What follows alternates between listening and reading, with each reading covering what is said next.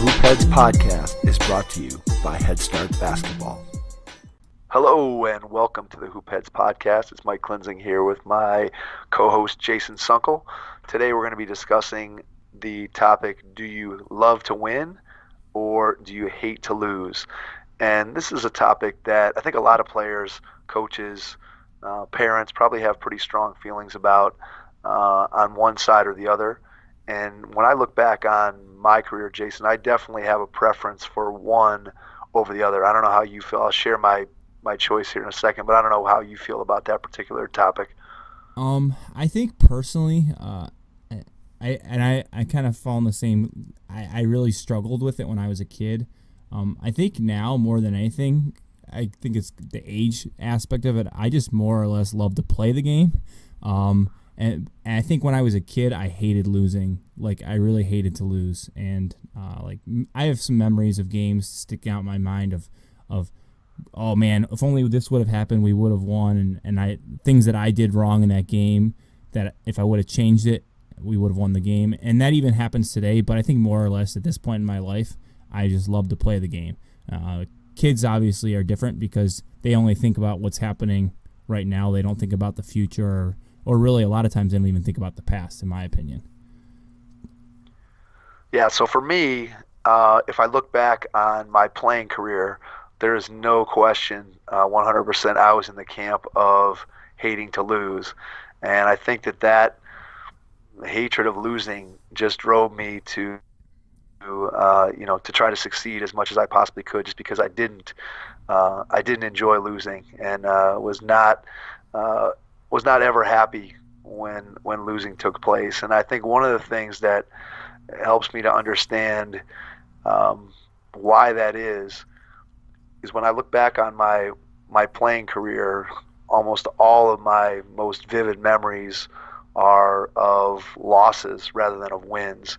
And I think that that's something that, a lot of players who have achieved a lot in the game, I think, have that same sort of feeling, that they look back on the games they lost and the games they, let slip away and that they didn't win, and they kind of gloss over all the victories that they had. And I know that's certainly true for me.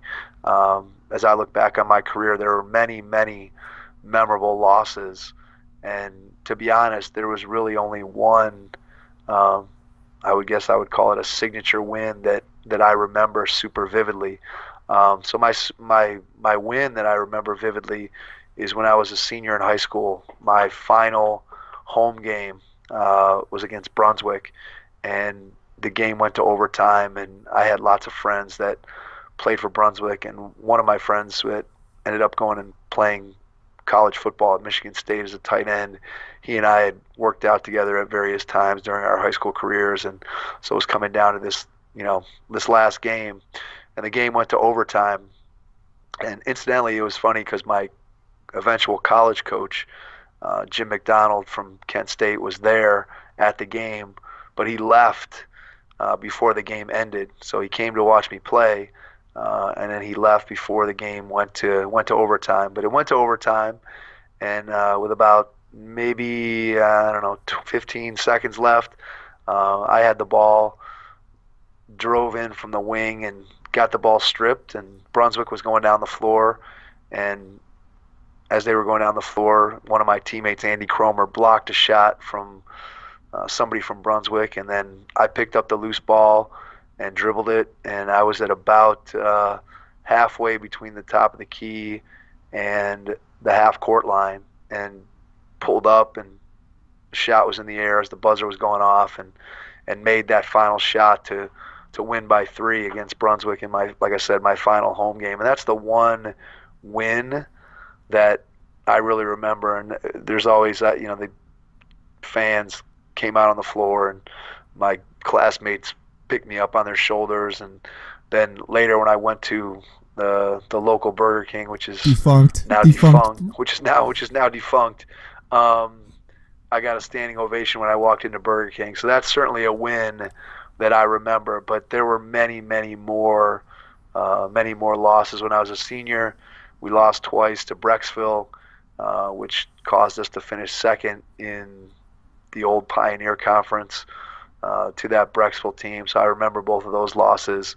I talked on a previous podcast how that same year that I made that shot against Brunswick when I was a senior, we lost to Lorraine Admiral King in the district semifinals on what I believe was a 2-point shot that was counted as a three and sent the game to overtime. And we don't need to rehash all that.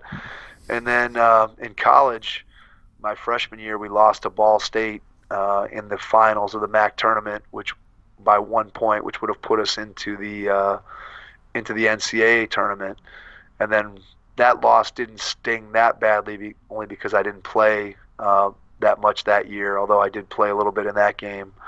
And then my sophomore year, when I was a starter, we had a really good year, and we played Ball State, who ended up going to the final. Can't remember if they made the Sweet 16 or the Elite Eight that year, but they lost to the Larry Johnson, Stacy Augman, UNLV running Rebels, and we had split with them during the regular season, and really felt like we had a great opportunity to make it to the NCAA tournament. Even if we had gotten to the MAC tournament final and lost, we felt like there was a good chance that we were gonna make the tournament. And we had a really poor game where in the first round of the MAC tournament, and got upset by Central Michigan. And when we lost that game, it was just totally disappointing. And again, it just one of those things that you lives with you for the rest of your life. And so I remember those losses are burned into my memory, and I don't have nearly as many wins burned in there. So I think for me as a kid, hating to lose was definitely a stronger emotion than loving to win. I really think, and I think about this with my team that I coach now, I think that losses teach you way more than wins do, because they teach you a lot about what you need to work on, but more importantly, how resilient you are at bouncing back and kind of coming into things. And, it's easy. We've talked about this before on the podcast. It's really easy to win a game by 40 points. It's really easy to do that, and it's great and all, but I always learned from my losses, and, I don't have as many great moments as you did because you played high school and college basketball, but I still remember things from like when I was playing rec league. One game that sticks out of my mind was a game we were down by like 3 points with like a minute left. This probably was my junior year of high school. I don't exactly remember, but we were down 3 points with like a minute left, and they passed the ball to this kid on the other team. It was their ball, and he scored on the wrong basket. So now we were only down 1 point, and I stole a pass that they were making an entry pass. I don't necessarily know why they weren't trying to kill the clock, but you know how it is, telling kids to kill the clock and not not score. And I stole a pass, and I threw I won't say it was a Kevin Love outlet pass, but it was a pretty good outlet pass to a friend of mine that was on my team, and he had a buzzer, he had a buzzer beater with like 3 or 4 seconds left, and the other team didn't have anything to do because it wasn't like NBA timeout rules where they can advance the ball and things like that. So, I remember that win, but a lot of my games back from when I was a kid, I definitely remember losing more than I do winning. Like you said, the sting, I didn't like it, and I'm an ultra competitive person. You've seen it at Head Start basketball camps sometimes, but I really get into it, and I don't like to lose at all. Yeah, I think one of the things that you brought up that I really like, that I hadn't necessarily thought of it in this particular way, but I think if you're someone who has a growth mindset and strives to get better, that when you're losing, as you said, you tend to want to learn more from those losses and figure out how you can avoid suffering that same fate again. So maybe you go back and you regroup and you think about what you would do differently, and why you weren't able to win that particular game. And I think especially now, as we look at the game as coaches or we approach the game as parents, it's important to look at our players' games or our kids' games as an opportunity to lose. And it's not just a loss; it's an opportunity to grow and learn from those mistakes that we made, so that hopefully we can prevent them from happening next time. So I think that's a really good point that you raised there, just about using losses as a learning experience. And I think that goes back to again, the stories that we both told there, where when you lose, you remember those things because you don't you don't like that feeling. You hate that feeling of taking a loss, and you want to figure out a way to avoid it. And I think for me, one of the things that always drove me to hate losing is I spent a lot of time when I was a kid, playing a lot of pickup basketball in various places, whether it was outside at the playground or in a gym somewhere.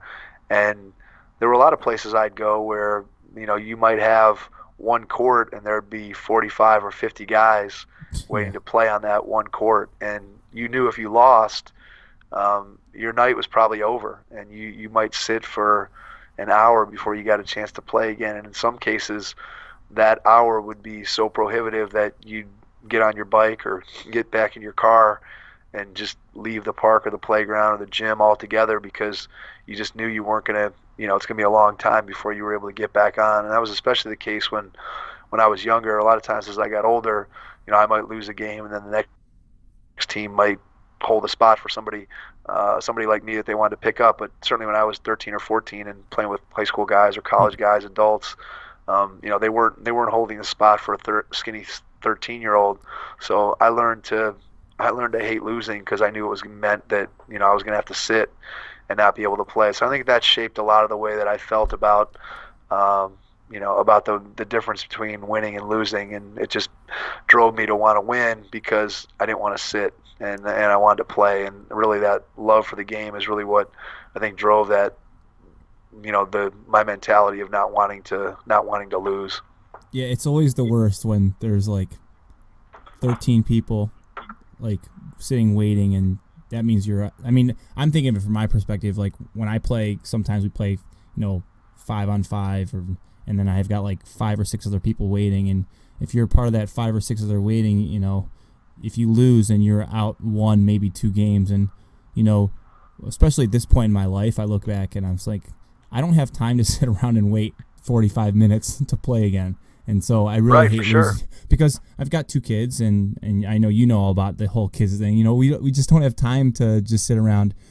Back in the day when we were young, I mean, I know you talked about you didn't want to sit around and wait an hour. Like at that point in our lives, we could do it because we had nothing else. We didn't have a job. We didn't have kids. We didn't have families to report to, and do things with. So like now it's like, if I lose, I'm like, well, I'm done. I got to go home. I Right. can't sit around. I can't sit around and wait an hour and a half. Right. You don't have 4 or 5 hours to burn, just sitting around the court and talking to people and waiting, biding your time. Now it's, whatever time you do get is, extremely valuable to get out and play, which is probably why, at least, from your standpoint, you rather play in a league game where you're going to show up and have a game at 7 o'clock and you're going to play for an hour and be done, as opposed to you go and play pickup games and sure, you might win the first game and play for 10 minutes and then play another one for 12 and then lose. And again, if there's a lot of people on the court waiting, you're just not going to get a chance to play nearly as much as you would when you're playing in a situation where you have a scheduled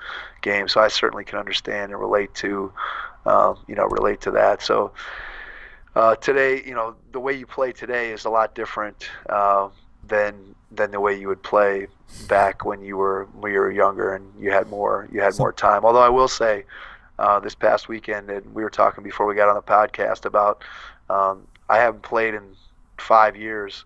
I think it was pretty sure it was 5 years ago. I was playing in a tournament with a couple guys that I played in college with at my one teammate's high school for charity, and we were playing in this tournament. And uh, when I was playing, I ended up tearing my ACL. I didn't know it at the time, and actually after I did it, I sat out for 6 minutes of that game that I tore it in, and then later um, rested for one game and then came back in and tried to play on it again and felt the same thing. Although my experience wasn't like what you see on TV with people, I didn't experience the level of pain that you see sometimes players experience when they tore their ACL. So when I got the diagnosis, I was pretty surprised.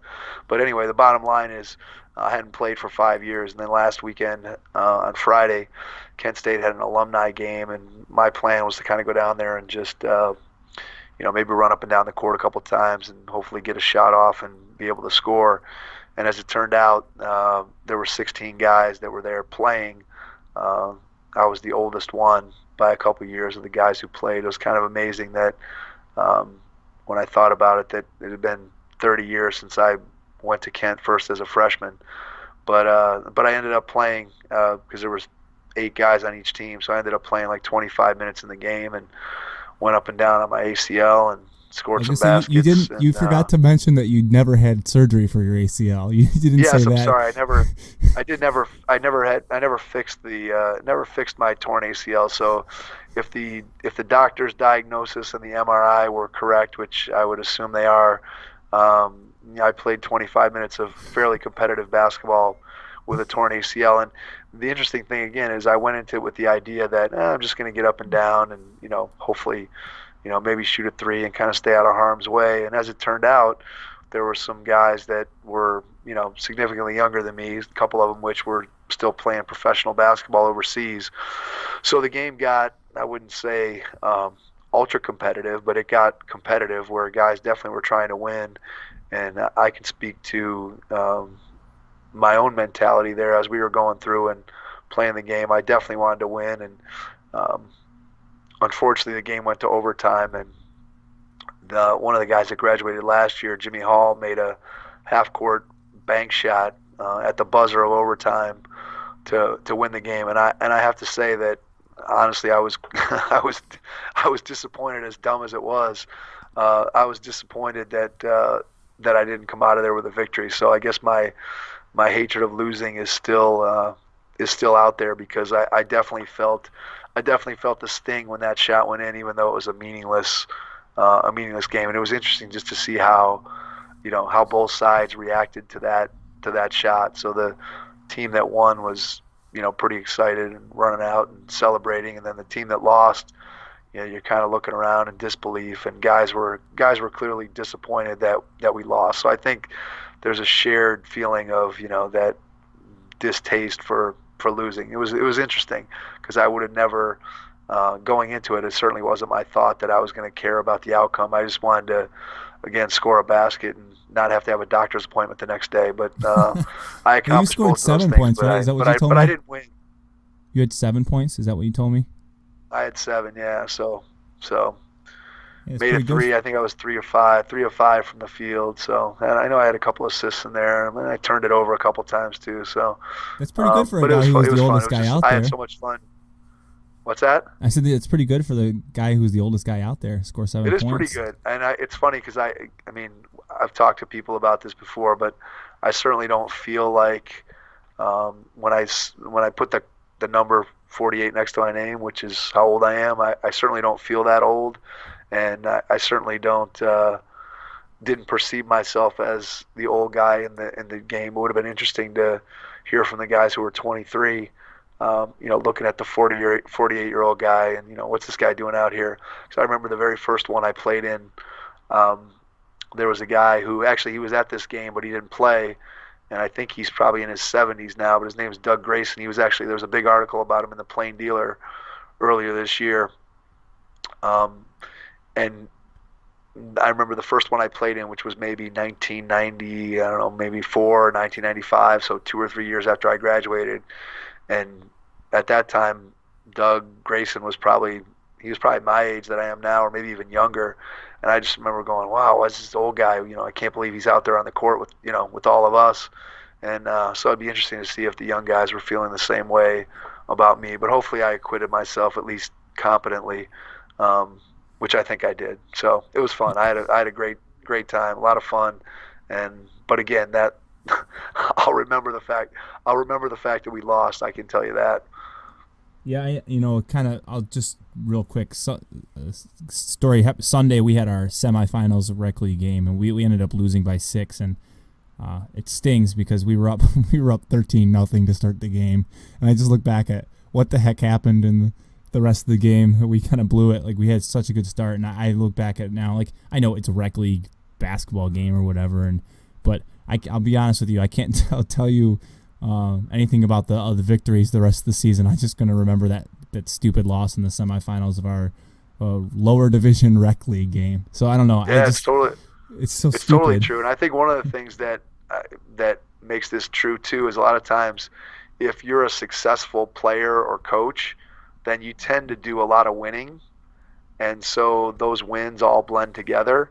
and because you don't lose nearly as often, those losses stick with you much more because they're just more rare. Um, I know that again through high school and through my first 2 years of college, we won a lot of games, and so I tend to remember the losses from those seasons. And then my junior and senior year, we didn't have nearly as good a record, so we lost more than we won, and none of the losses from those 2 years are nearly as painful, simply because there were more of them, and not any of them stick out the same way they did when you're winning. So I think that has something to do with how we tend to remember the things that are more rare in our life, things that happen all the time. We don't remember it as much. I think we don't. I tended to remember those losses because there just wasn't nearly as many of them as there were wins. So the wins, I think, kind of all blend together, like you said. You remember that one loss as opposed to the 20 wins that you had before. So here's a question that just is popping into my head, and when it comes to this question, and this relates um, to coaching, and this is one of the things that I struggled with initially when I first started coaching, was after a game when a team loses, and then you're on the bus, you're in the locker room, and again, when I lost, I was moody and wasn't happy and not probably the best, most fun guy to be around in the immediate aftermath of a loss, and probably was more quiet than anything else.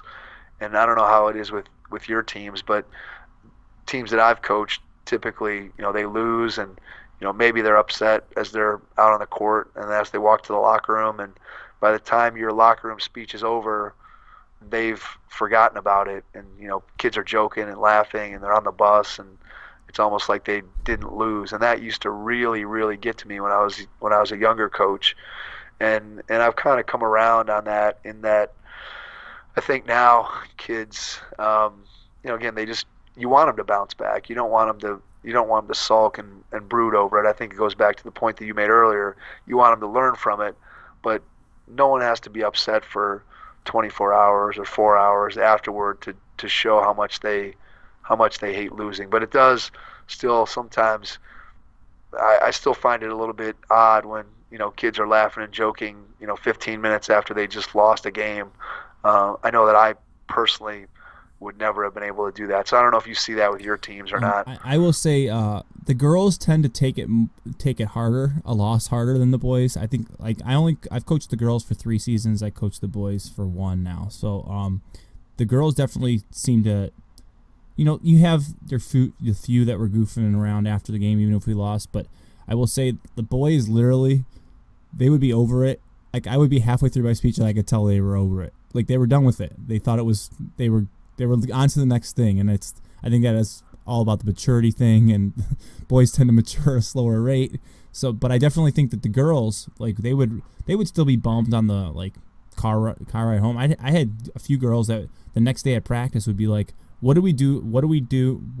Or what situation do we need to improve on to make the game better? And like they were being much more reflective on it than the boys. And I don't know, that's just my personal experience. I think that the girls tend to not be so jokey and the boys are. I don't know if was kind of along the lines with it, that you would see, or if it was both the boys and the girls for you. I don't know. Yeah, I spent, when I was coaching high school, I was coaching boys. So when I coached the high school boys, it definitely seemed like they could get over it fairly quickly. I'm not sure how reflective any of them were, both individually or team wise. I mean, again, it's hard to know. If I had it to do over again, or if I was coaching in high school today, I'd probably have more conversations with the players than we did back 15 years ago, where it was more just the coaching staff's here, the players are there. I think there's more. I'd want to build more relationships where you could get inside a kid's head and figure out exactly how they were looking back on that loss and what can we learn Yeah. from the loss and that type of thing. And then on the girls' side, I've spent some time coaching my daughter, who's going to be a freshman this year, and I know that those girls tend to be, again, they don't like to lose. they're upset, but they're very, very quickly, at least in my estimation, very quickly they move on from that game. And of course, AAU is a little different because you play one game and then an hour later you're playing another one, so Yeah. you can't really brood over a loss for 24 hours the way you can when you're a college basketball player, and you might have 2 or 3 days to sit and practice and think about it and go to class and do all those things before you get another chance to get back out on the court. So it's a little different scenario. But I do always find it interesting that I know, and maybe again, maybe the way kids are handling it today or the way we're describing is better than the way that I handle it. But I know that I wouldn't have been a person that could have immediately been bouncing back and laughing on the bus. I know if we ever lost a game, I was pretty quiet and reflective, on the bus, thinking about again how I played, how the team played, and again if it was something that I could do better, trying to figure out the mistakes that I made, and try to be determined that those things weren't going to happen again. So it's I probably better. It's probably better to be like the kids are today, as far as your mental health and outlook. You don't want to don't dwell on the negative. Learn from it, perk up, and then move on. I will say, we look at things and like we use NBA examples all the time, but I mean, I just compare the eras. Like, look at MJ's era. If MJ would have lost a game, like, he wasn't goofing around, high fiving, hugging all the other guys, right? I mean, am I wrong in saying that? Did he do that? When he Was was he losing, if he was losing a game, like if he lost a game, did he after the game go over and chit chat to the other team and do things? no, absolutely not. And nowadays, look at the NBA now. I mean, Right. I think definitely the way the era has changed, like in the NBA, the culture has changed, and it's a brotherhood and all that Well, stuff. guys know each other. I mean, Yeah, guys know each other. They've all grown up and played AAU basketball together, and so some of these guys have known each other since they were, since they were 6 years since old, yeah, and they've been playing. In fact, I don't know if you saw it, but there was a I saw a tweet from Colin Sexton of the Cavs today, and he said something like, "Hey, just want to give one more shout out to all the guys in this draft class. We've known each other since they were, I forget the exact age. He said it was something like 8 years old. We've known each other since we were 8. It's great that we're all here now in the NBA." And so, again, if you've been friends with someone since you're 8 years old, which may be a little bit of an exaggeration, but regardless, let's even say it's 13. You've been on these circuits. It's hard to generate the same kind of animosity that might have existed 30 years ago, where guys didn't know each other at all off the court, and so all you saw was them as an opponent in front of you.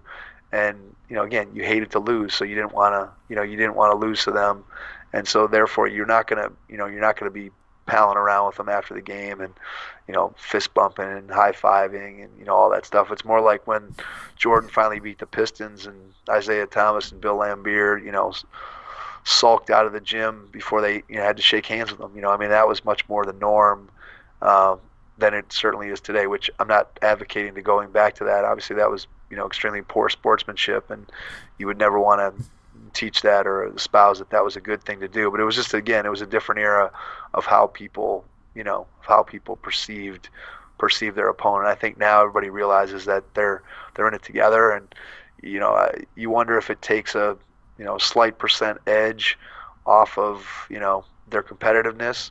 You'd like to believe that it doesn't, but who knows? yeah. I was just thinking, and I know I don't like to bring it up very often, but it goes back to when Jordan hit the shot over Elo. Like, you never would have seen Craig Elo go over to Jordan right after the game and like high five and fist bump, because Right. but that was the height of competitiveness right there. Like, that was Yeah. nowadays, if that was to happen, like, I think of LeBron hitting game winners and stuff, and then right after the game he's giving the other team Right. Guys are hugging. advice. Yeah, Yeah, exactly. I mean, advice, and and it's I also think that again, every story that you read, everything that about Michael Jordan's personality was that he's probably the most hyper competitive guy, certainly in the history of basketball, if not the history of any sport. And as a result of that, again, he wasn't interested in being friends. A lot of times, he wasn't interested in being friends with his teammates. He wanted to push those guys to do the things that he needed them to do to help him to win, because he was just that competitive. And so, I think if you ask Jordan, I think he would certainly say that he hated to lose. as much as he loved to win, for sure. And again, I don't think that there's not a right answer to this question. I think that the more competitive you are as a person, I think the more you tend to fall on the side of hating to lose. And I think as a coach or as a parent, I think the more that you want to try to instill in your own kids, um, certainly a love of winning from a standpoint of you get those positive feelings, you get those positive vibes from winning. But like you said, losing also can give you an opportunity to learn. So I think both ideas have merit. And again, from my perspective, I just know as a player, I hated to lose, and I think that carried over a lot as a coach. But for me, that hating to lose was definitely stronger than loving to win. Yeah, and I agree. I definitely hate to lose, and even in coaching, I hate to lose way more than I love to win. But at the same time, like I said before, I always like to look back and reflect on the losses and how can I grow and how can I learn from my mistakes as a coach and as a player. And I think that's really important kind of piece of it as well. Absolutely. So I would echo what you said, especially from a coaching standpoint. I don't know about you, but I spend any game that I coach that we lose. I'll spend certainly the rest of that day, night, thinking about what could we have done differently, what mistakes did I make, going over plays in my head, things that could have gone differently in the game. And until we get out there on the floor, the next game, that loss definitely eats at me. Whereas with a win, I don't tend to spend nearly as much time ruminating over the game and thinking about it. So the losses definitely stick with me a lot more than the wins do.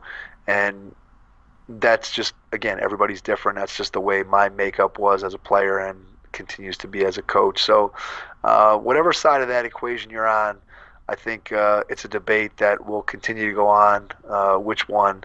Is which one fits your particular personality? And I think everybody's different, and everybody can use their emotion, whether it's that hating to lose or whether it's loving to win, to help to spur them on to make them a better player, a better coach, a better parent, whatever the case may be. So, Jason, let's wrap this one up, and we'll catch everybody on our next episode. Head Start Basketball is excited to announce their new Player Development Academy classes. This offers Cleveland area players a unique opportunity to improve their basketball skills. Regardless of a player's age, skill level, or position, training with Head Start Basketball will elevate their game to the next level. All player development classes will be held at the Strongsville Recreation Center on Monday evenings. During your child's first class, we will evaluate his or her ball handling, shooting, and agility. We will discuss your availability and schedule to ensure we have them in the right class for their development. Players will be evaluated frequently to ensure they are training in the proper class for their current skill level. For more information about this class, please visit headstartbasketball.com. Thanks for listening to the Hoop Heads podcast, brought to you by Head Start Basketball.